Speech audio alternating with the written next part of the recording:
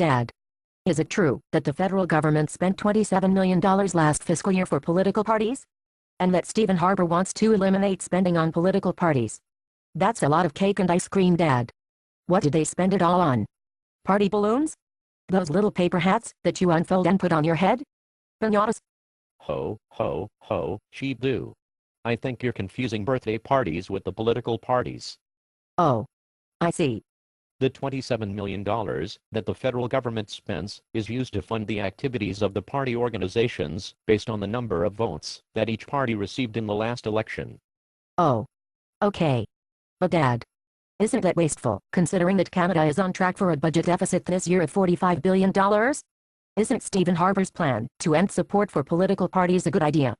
After all, it will save $27 million.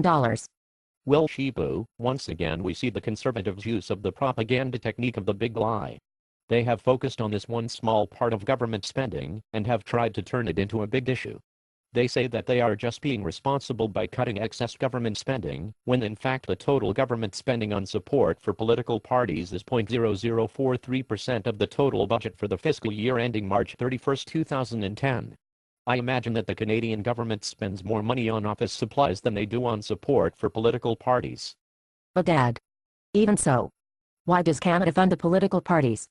Why can't they fund themselves? Well, in the past, they did.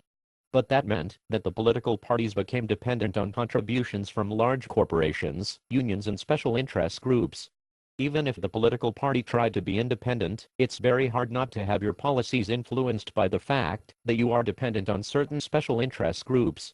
So federal funding for political parties was introduced to make sure political parties could remain independent. So why, Dad, do the Conservatives want to end funding for political parties, if it is such a good thing? Well, Shebu, once again we see the Conservatives playing dirty politics. They want to remove federal funding for the political parties because they think it will cripple the other parties. It will give them an advantage in the next election because the Conservatives receive lots of money from donations while the other parties receive less money.